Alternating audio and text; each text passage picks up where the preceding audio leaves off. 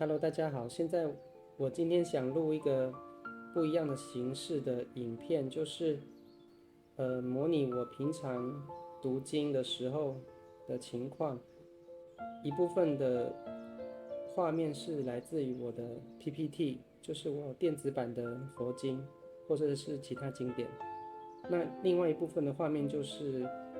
我们现在这个录影的画面哈。所以就是想要做一个内容，就是每天一起读经，比方说5分钟之类的这样子。那这个内容当中呢，我并不会去做什么样的注解哈，我就是我就是读经，然后有什么心得的话，我就是自己体会，但我不会特地把它讲出来。也许也许有的是随口会讲出来，但是呢，其他的话我就是只是让大家看到说我在读什么片段，让大家看到我在读什么片段这样而已。但是我并不会特地去讲解释哈。然后呢，大家可能也会发现呢，我读每一部经典的速度会不一样，或是不同片段的速度会不一样，因为熟悉度的关系，比较熟的地方我就会读得比较快。然后呢，如果今天读的是一部比较陌生的经典，我就会读得比较慢。那今天这一集的话，内容可能比较粗糙一点，就是只是尝试和模拟一下这样子的影片内容形式哈，看看感觉怎么样。那画面的话，基本上就是我荧幕录影我的经典的原文的 PPT 哈，然后我再搭配这个影像，两个把它结合在一起，那这样大家就可以看到我平常读经的时候的那种感觉。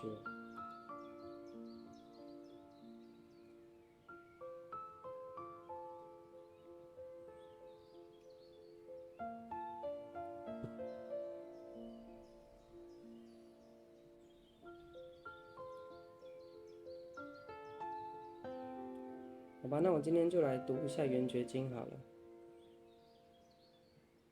我本来要录的内容是大概5分钟，看能读多少《圆觉经》。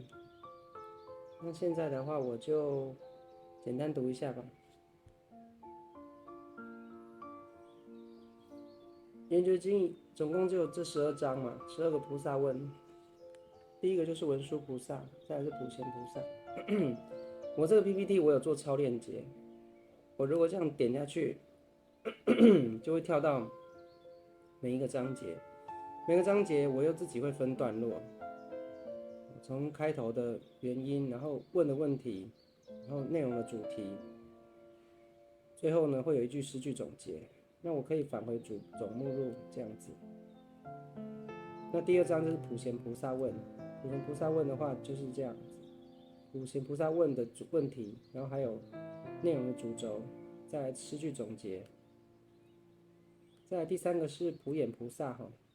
我那时候就是做超链接，因为我觉得这样子读经比较方便。有时候我如果要找某一个内容的时候，我用超链接的方式可以很快速的跳到我要的片段里面去，所以我觉得这样很方便。这个版本我已经做出来很久很久了，好多年了，搞不好10年以上了。啊，普眼菩萨问的问题，然后他这些重点，最后总结。前3章就好像是一个段落，圆觉经是这样，前3章差不多是一个段落，它讲的就是概念。那后面的话就慢慢深入细节去讲。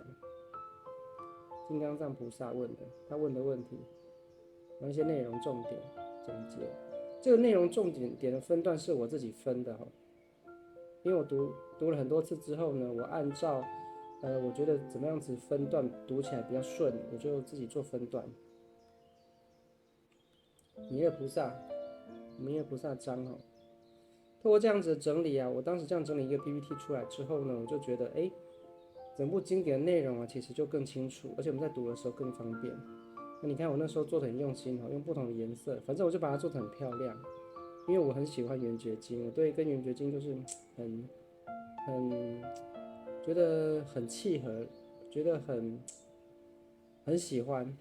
所以说我就用很多心思在这上面。即使到了现在，我到现在读圆觉经已经超过20年了，但是我还是没有读腻。每次读的时候我就觉得特别喜欢。跟其他经典比起来，很多经典都很好，可是跟其他经典比起来，我就特别喜欢圆觉经。精进会菩萨，每一个菩萨的问题都有一个重点。威德自在菩萨讲的是修行的方法，三大方法：奢摩他、三摩波提、禅那。每一章都有一个诗句总结。而且圆觉经有一个特点，像道德经对不对？它是不是很多版本？然后每个版本是不是这个字不一样，那个字不一样？可是圆觉经很特别，圆觉经就一个版本而已，没有说很多的字好像不确定，好像有 A 版本跟 B 版本。圆觉经没有，圆觉经就一个版本而已，所以它所有的文字都是很清确、很精准的，就是很明确的，没有说很多的版本、很多的注解都没有，所以圆觉经非常的好。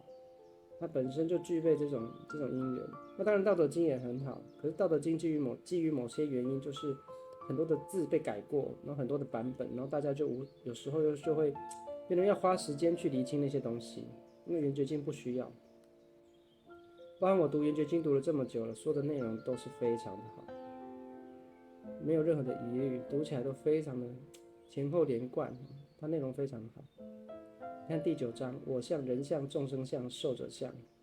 这就跟《金刚经》是对应的。我相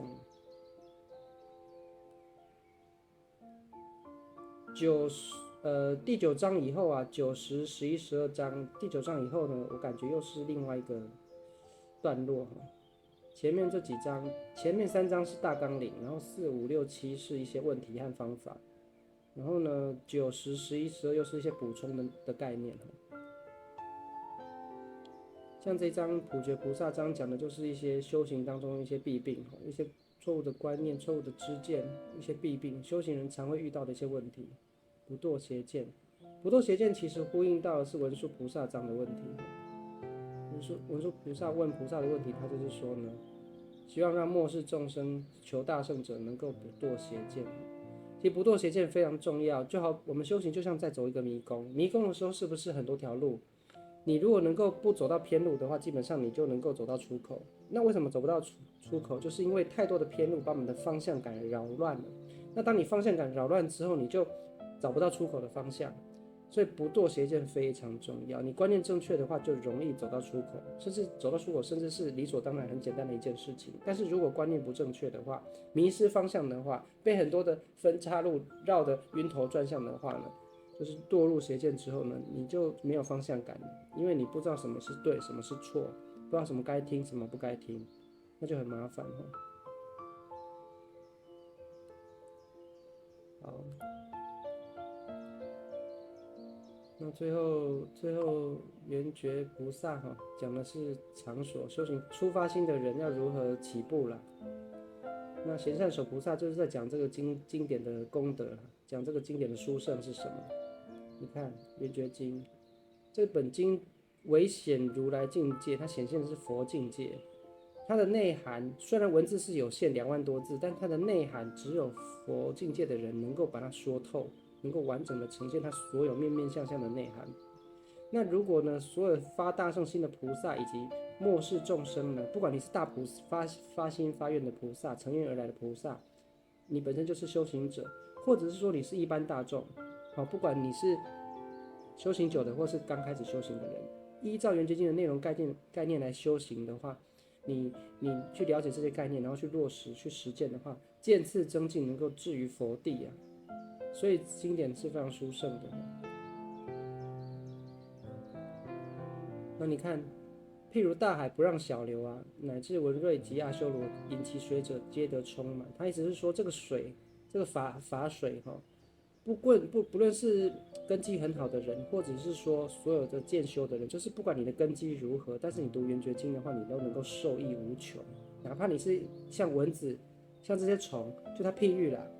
哪怕你是大海对比这些小水流，哪怕你是大智慧的人对比这些蚊虫，哪怕你是阿修罗道的众生，不管是任何6道众生，只要能够接触到圆觉经的内容，都能够受益无穷，皆得充满，就是法喜充满，智慧充满，你就能够受益无穷。好像很渴的人，然后你喝到这个水之后，哇，你就解渴了一样。它是能够让解所有的人的渴，不管你是什么样的背景。所以说这个经典非常殊胜。我一开始读到圆觉经我就非常喜欢，所以我会做了很多这些媒材，做了很多这些东西，就是为了要一方面方便自己读圆觉经，一方面希望能够把它的一些内容观念可以推广出去。我一直觉得哈，其实很多观念呢，就像我刚刚讲迷宫，迷宫的话，你就是会被带偏嘛。那其实很多正确的观念呢，经典里佛经里面都有写的，可是因为大家一方面佛经不容易亲近，不然就是文字太文言文，大家不容易吸收，以至于说好像隔了一道墙跨不过去，入不了门。不然的话，其实呢，非常多的概念佛经里面都讲得非常清楚了。很多人的疑惑啊，其实经典里都有答案。那有些人读了经典的某一些部分，他还是有疑惑，可是其实这个疑惑另外一部分，好几个部分你交叉综合起来的话，你就可以解除这个疑惑了。可是很多人读经典，他是读一部分类，所以他会觉得狗屁不通，或者他觉得说说不通，因为他只读一部分。那很多他有疑惑的点呢，他没有去弄清楚。当你弄清楚的话，你会发现所有的内容、所有的经典全部都是贯彻的，就不会有很多的疑惑。那现在为什么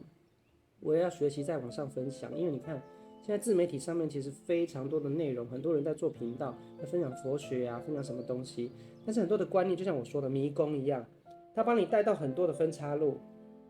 他自己本身也还在迷宫里面，可是他却告诉你说这个迷宫要怎么走。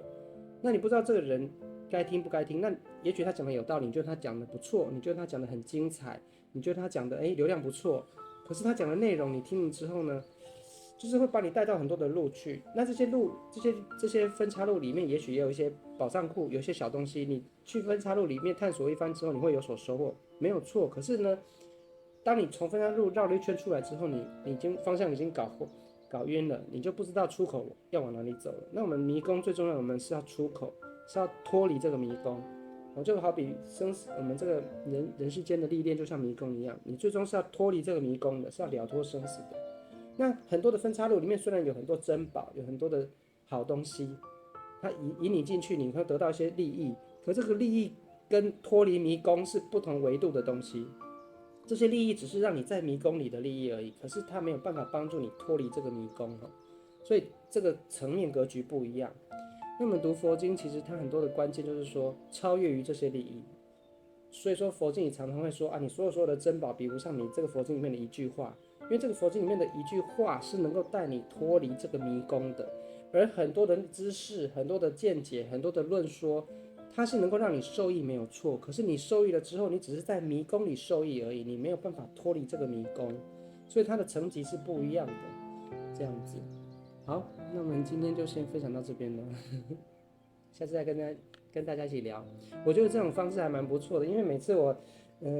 就是看着经典的时候，我好像就有很多灵感跑出来，就很多话想说，就很多内容可以分享。毕竟不管好与坏起码我们接触的时间也很长了。那你接触的时间长了，自然而然你就有好多的心得可以说，随口信手拈来，你就有好多的过去的心得可以讲。好，那我们今天就先分享到这边，那我们就明天见了，拜拜。